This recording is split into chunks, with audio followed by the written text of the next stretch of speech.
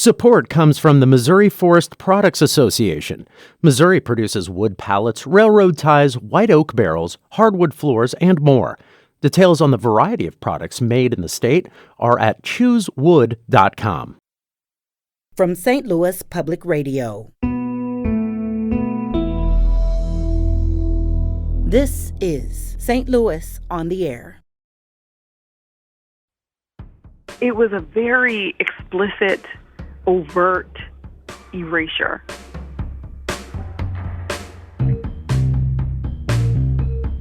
Her voice still matters, and that the struggle has been going on for longer than we might care to consider. She was carrying so much. I'm Sarah Fensky. This past weekend, a gripping new play had its world premiere at the Repertory Theater of St. Louis, and it already has plans to take on New York City. Dreaming Zenzile tells the story of Miriam Makeba. The South African-born singer burst into American consciousness in the late 1950s. That was long before white bread America was fully prepared for the idea that black is beautiful. But Miriam Makeba's talents nevertheless opened the door for instant stardom.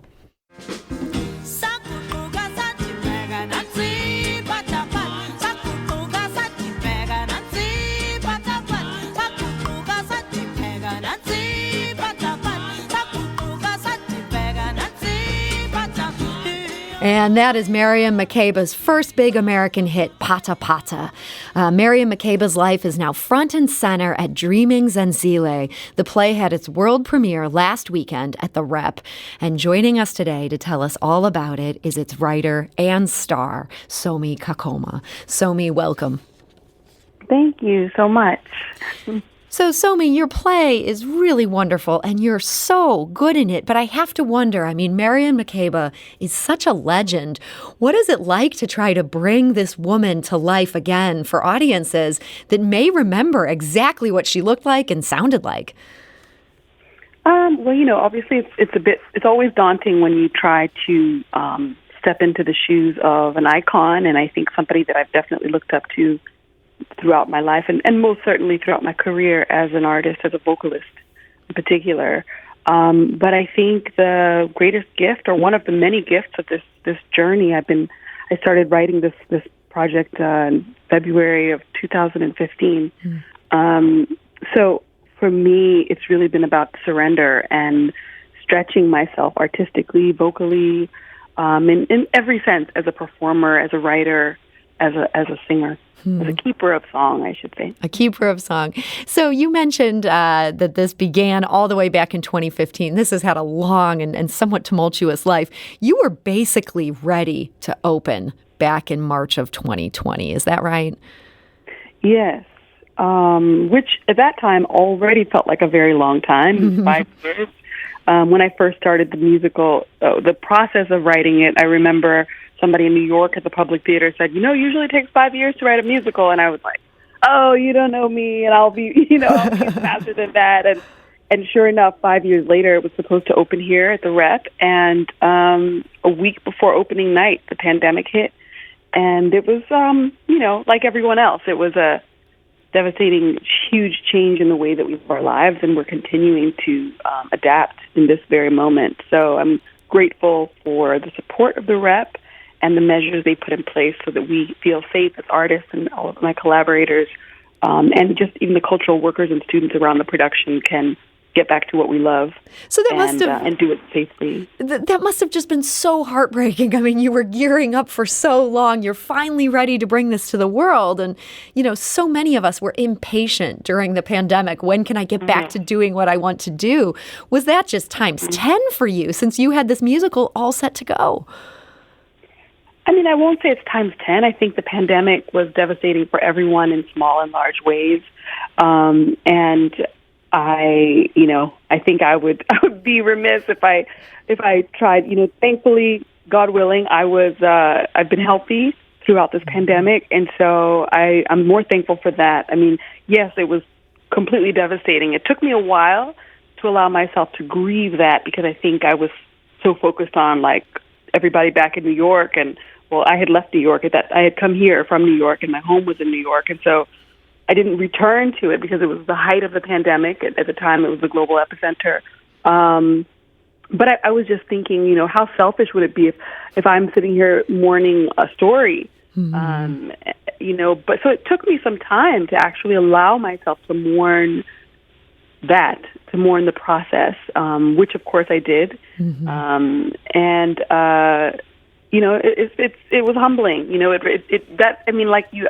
I'm sure you already know, this time of isolation, of quietude, asked us to consider what's most important in our lives. And definitely this work is hugely important to me. I feel so grateful to be able to finally bring this story, specifically Miriam Makeba's story, to light.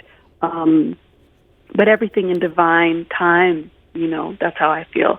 And it took me a while to get past it, and I just decided to focus on other things. I literally just didn't even look at the play for, I would say, over a year. It was almost too painful. But I've come back to it, and it just feels like the right time. And in many ways, her story resonates in perhaps a more profound way because of everything that this country has been wrestling with politically, in terms of conversations around race and society, and I just think that she reminds us that her voice still matters and that the struggle has been going on for longer than we might care to consider. But I think even through the writing of the project, that's something that kept coming back to me. Like, I'm writing about the same thing that was happening 50, 60 years ago, And so I think she's an incredible example of an artist who used her voice to speak truth and hopefully offer comfort. Yeah, she spoke truth and really paid a price for it. For those who aren't so familiar with her story, can you tell us just a little bit? She was born into apartheid South Africa. Well, technically she was born in 1932. Apartheid didn't start until the 1940s. So her teenage years really is when she began to feel the cruel effects of it, I would say, or like early, like preteen. So yes, she never really had the opportunity to enjoy being free in every sense of that word until she returned to South Africa, after 31 years in exile, very late in her life. And so she had grown up, had her teenage years under this regime, and then she kind of hit it big as a singer, and she got crossways with that regime. What exactly did she do that ended up leading to the South African government telling her, hey, you're not welcome here. You can't come back even for your mother's funeral? Sure. I would say, firstly, I should just correct slightly. So yes, the apartheid regime began officially in the 1940s. But there had already been oppression against Black people, the indigenous population in South Africa, for a long time prior to that. But it wasn't institutionalized until the 40s. So she really did experience just extreme oppression and racism throughout her life in South Africa. So when she did still enjoy a certain amount of success and fame in South Africa. She was a huge star there long before she left. She didn't leave until 1959. She was 27. And she was in a film. An American filmmaker was there, invited her to be in a film, and that film ended up premiering at Venice Film Festival. He invited her to come. Somehow, by the grace of all good things and the universe, she found her way to Italy, and was able to get a passport at that time. But then that became this sort of launching pad for her international visibility. And in many ways, the apartheid regime was threatened by it. Threatened by the sound, the volume of her microphone, right? That she could literally reach so many people through her performances, through her interviews, and she began to really use her platform to talk about the conditions of home, which was really brave, because if you think about it, she had left everyone and everything she loved at home. But those were the choices that most people who were in political exile at that time had to make, either speak openly and truthfully at the risk of your family being compromised, but also understanding that you're speaking on behalf of a much larger project and vision of equality and dignity. And so she got crosswise with the South African government, but she also got crosswise with the American government. They became very angry with her. And this was related to the civil rights struggle here in the U.S. Yes. I think that the global Black movement for freedom, especially at that time in the 50s and 60s, civil rights movement, the African independence explosion that was happening, there were so many parallels to her own struggle, their struggle in South Africa, the struggle of, anti-colonialism and the civil rights movement here in the United States. And she ended up finding, a community of people who understood her experience. And she married Stokely Carmichael, who was one of the leaders of the Black Panther Party. And because of that, really her fame was taken from her. Not necessarily her fame, I won't say her fame, but her career was taken from her. And was this just kind of a subtle blacklisting that she experienced, or something more overt? No, it was very overt. Literally overnight, everything just sort of shut down. And I always think about it as a very kind of violent cultural erasure, and it speaks to the fact that if you're in Europe, or if you're in South America, or you're in, in Africa, if you talk about Miriam Makeba, people know exactly who she was, and whereas here it's very hit or miss, and I can never seem to pinpoint if it's generational, if it's cultural, if it's, and so, yes, you'll find people who were like, yeah, I know Pata Pata, or I remember the click song, or they might not even know it was her who sang it. And I find that really interesting, considering the circle she was moving in. She was on the cover of Time, her third day in the United States. She was best friends with Nina Simone. She sang at the same birthday party for JFK that Marilyn Monroe did. She was hanging out with, just her circle was, the upper echelons of Hollywood and entertainment and politics too. She was very close to Harry Belafonte, and a lot of people in the civil rights movement were artists as well. So it was a very explicit, overt erasure. And I think that's why this work has been so important to me, is to undo that silence around, to resurrect her very rightful place in the cultural memory of this country. If you think about it, Pata Pata was such a huge hit.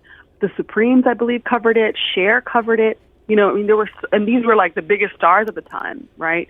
I'm not saying those versions are the best versions because I love her, but I will say that it does speak to her celebrity at that time, and she wasn't a one-hit wonder type of person, right? Like, that's the song people remember, but also, she went on to become the first African woman to win African artist to win a Grammy, with Harry Belafonte and so many things. And she was, an ambassador for the UN. She was always speaking out at the UN on behalf of the apartheid movement, anti-apartheid movement. And so I just find it interesting. It had to be overt because that's why it has sustained itself this long, that kind of erasure. It really obviously was effective, Yeah, she was on such a trajectory. It just seemed like, she came to the U.S. and just immediate stardom, and then it just all comes to a screeching halt. It seems like this could be the only thing that would explain that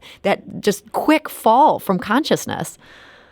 Yes. But and I don't want to give people the impression that she wasn't still performing, but she just didn't have, obviously, the visibility here in the United States. And I know that we have a tendency to be very kind of American-centric in terms of our perception of culture, and what is success, quote-unquote success, and the visibility that we have here in the U.S., even though she was thriving in Europe and on the continent.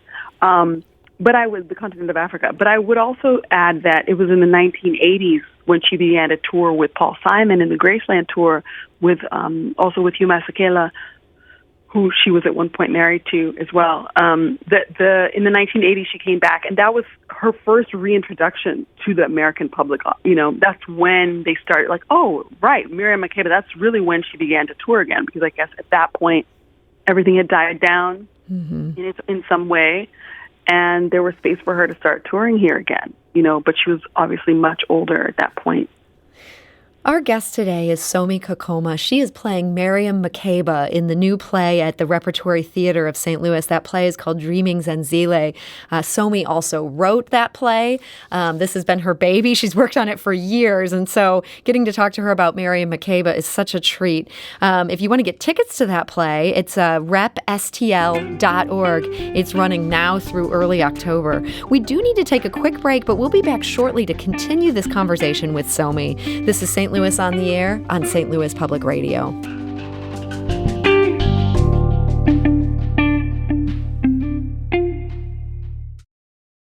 Support comes from the Missouri Forest Products Association, providing more than 41,000 jobs in the production of wood pallets, railroad ties, white oak barrels, hardwood floors, and more. Details at choosewood.com.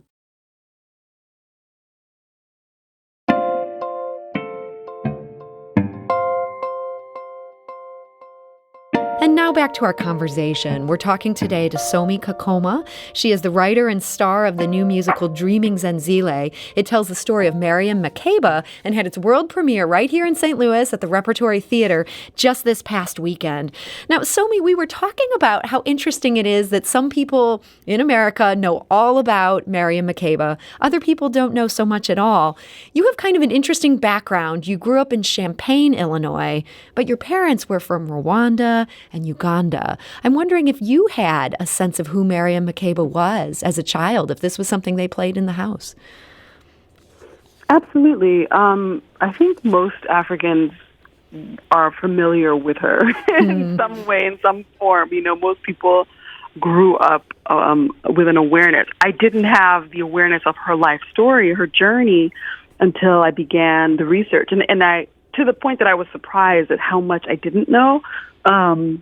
So for me, it's also really been a joy, you know, because as the first African woman, you know, African artist, in many ways, because my work, yes, I grew up mostly in the United States, but because I'm always kind of representing this hybridity, this kind of here and there, this, you know, the East and the West, if you will, both sides of the Atlantic. I feel as though she is the first person who made room for myself and really any African artist. I mean, she was the first one to really hold space on the global cultural stage in a real way, and certainly the first vocalist and female artist to do so. There's a Nigerian artist, I think his name was Olatunji, the Drums of Passion. Anyway, he was kind of the first, if you will, but it was a percussion project, and so she was the first, like, singer. And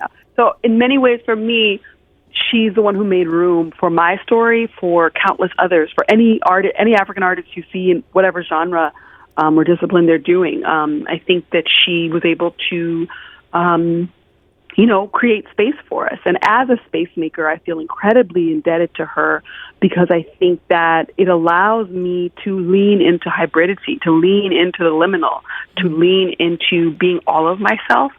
So, yes, I certainly grew up listening to her because my parents loved her. But I also, it's been a real gift to discover more of her story. And I think what I'm most moved by, humbled by, is the generosity of her, not only her spirit, but as an artist, how generous she was, because when you understand what she was living through, what she was carrying at all times, but yet she still showed up with so much joy. You know, you don't think of Miriam Makeba and think of like melancholy music, right? You don't think of sadness. And I think that was the real kind of cognitive dissonance from me at the beginning of this process. It was, okay, wait, I'm doing all these kind of like cheery songs, but there's all of this, there's this undertone that is about a real life, you know, and I think that really she was carrying so much on behalf of a people, right? She sacrificed so much personally on behalf of a movement. And I'm just so humbled by that, grateful for it, inspired by it. And so that sort of undertone that you see in her life but is not so easy to catch in her music, I feel like you really are bringing this out in your own music. Your new album, which is not out yet, but it's coming out here in just a week or so, a couple weeks here. This is called... Actually, no, it's coming out. We moved it entirely to next year. Oh, it's been moved again. Okay. I apologize for that. I was told October. Okay, I've got the wrong info. I know. I know. But there is a song that is out from this album. And these songs, I imagine, are all inspired by Miriam Makeba. But we played earlier her version of Pata Pata. I want to play now your version of Pata Pata. This is a much different version of the song. Let's hear an excerpt of this now.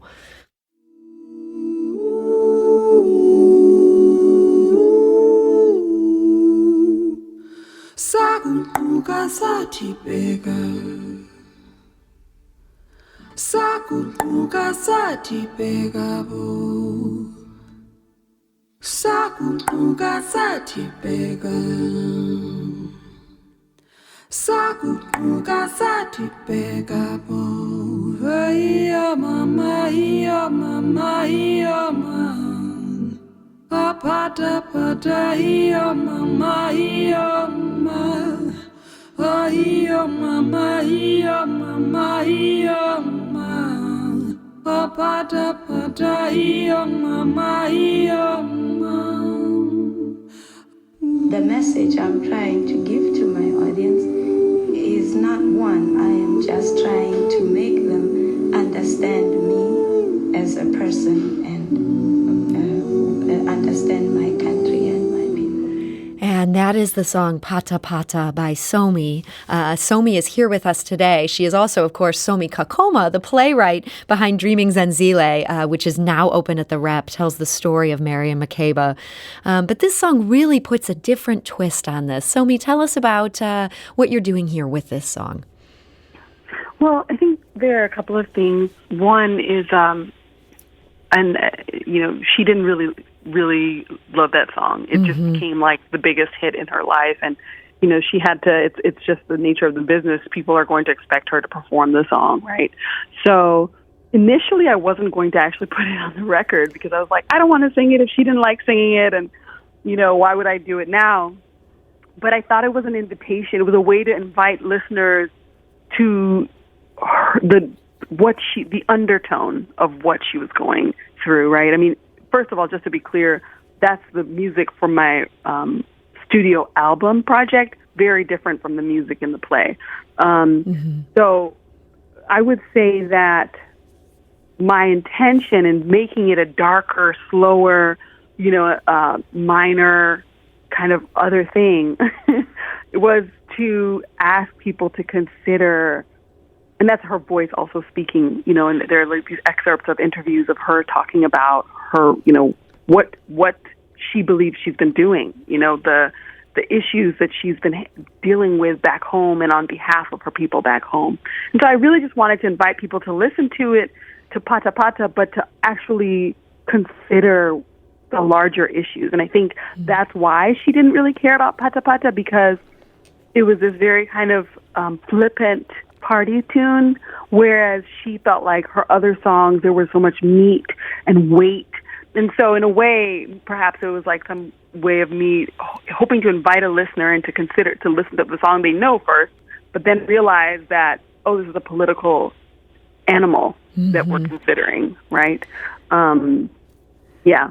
So the story goes that she had a heart attack while singing this song, and that was the heart attack that ultimately killed her.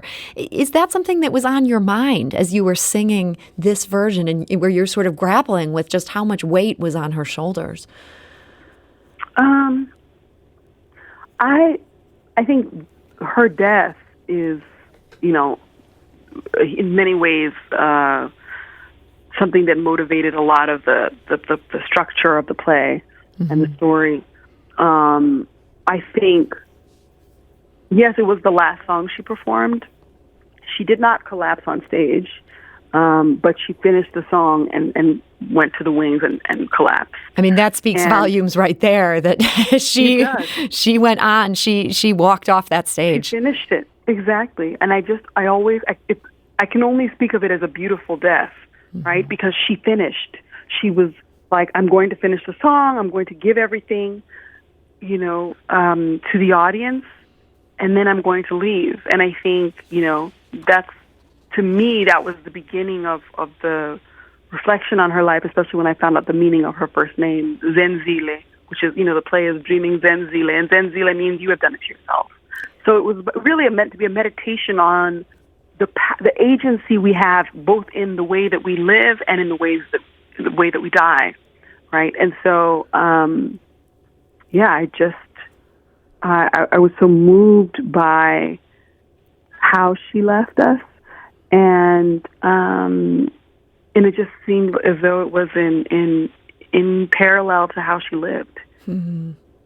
Well, it's so moving. This play is so moving, and it brings Miriam Makeba to life. And then we also see, I don't think I'm giving any spoilers away, just kind of grappling with that death. It's a play that sort of takes us up and takes us down. And Somi, I have to say, watching this seems like such a strenuous part. I mean, you're basically on this stage the entire play, and you have to do so much singing and dancing and acting. Did you have to almost approach this role like an athlete? Yeah, I would say that's funny. I'm only saying it's funny because yesterday a friend of mine was like, "How do you feel?" And I was like, the biggest thing that I'm acclimating to is the physical demand, and I think that when you're inside of the story, there's a spiritual process, there's the musical side of it, there's the vocal process, but like when it really is on its feet, it's really been it's been challenging in exciting ways, and thrilling because at the end of the day, I just feel like it's stretching me in all these wonderful new ways. And yes, it definitely is an athletic endeavor. Mm-hmm. But I'm excited to lean into the challenge of it because she deserves that. So I got to see the play in previews, but you did have the world premiere this past weekend. What kind of reaction did you get from the audience? I would like to believe the reaction has been positive so far. The reviews have certainly been raves.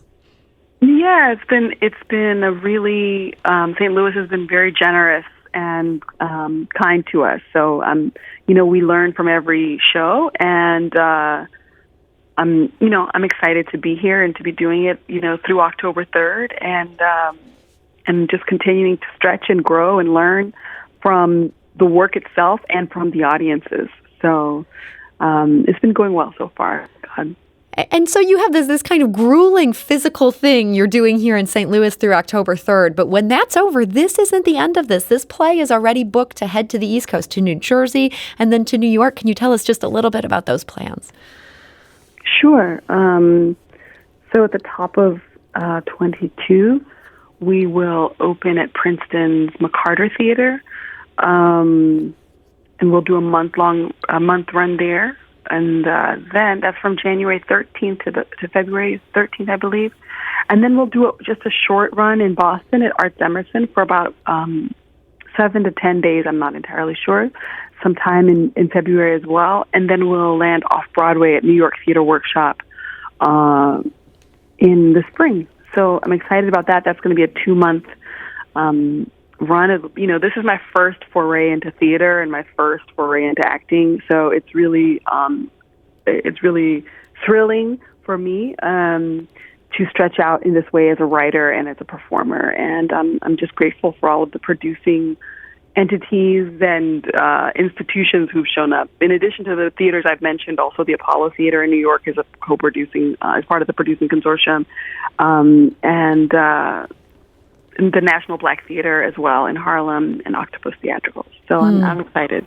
Well, this is a chance for St. Louis audiences to say, we heard it here first. We always joke about how we're just behind New York, we're behind LA. In this case, we are ahead of them. So thank you for that. Yeah, so grateful to the rep, so grateful to Hannah Sharif. We met, years before she was here, we had met. And so she's really very generous of her and the whole team at the rep to take this on. And also, I would also just say that the way that they held us, even when the production was canceled, I mean, there was no way that we weren't going to come back, because they just saw to it that we were, they were like, you guys can stay here if you need to. You can, they saw out our contract. I mean, it was just so incredibly generous. And so it just feels like such a wonderful place to come. And also, being a Midwestern girl, it feels good to be here and driving distance from my mom's house. That's amazing. Back to your roots in Illinois. Well, I'm so glad this has all worked out. This play has finally had its world premiere. That, again, is Dreaming Zenzile. It's playing at the Rep now through October 3rd. Tickets at repstl.org. Somi Kakoma, thank you so much for joining us today. Thank you, Sarah. Thank you so much. Have a wonderful day. And I want to go out of this interview with just a little more Miriam Makeba.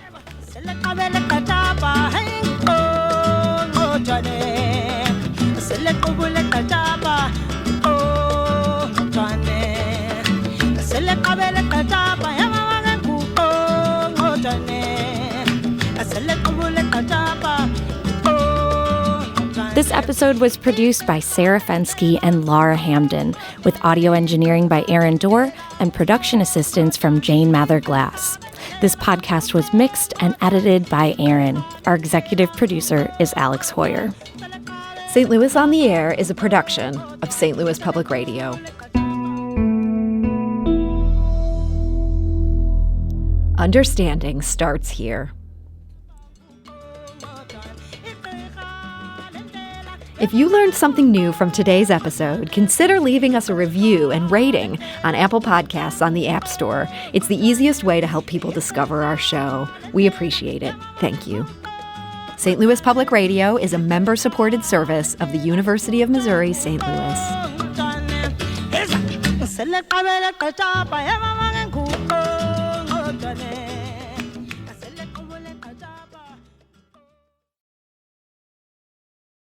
Support comes from the Missouri Forest Products Association, providing more than 41,000 jobs in the production of wood pallets, railroad ties, white oak barrels, hardwood floors, and more. Details at choosewood.com.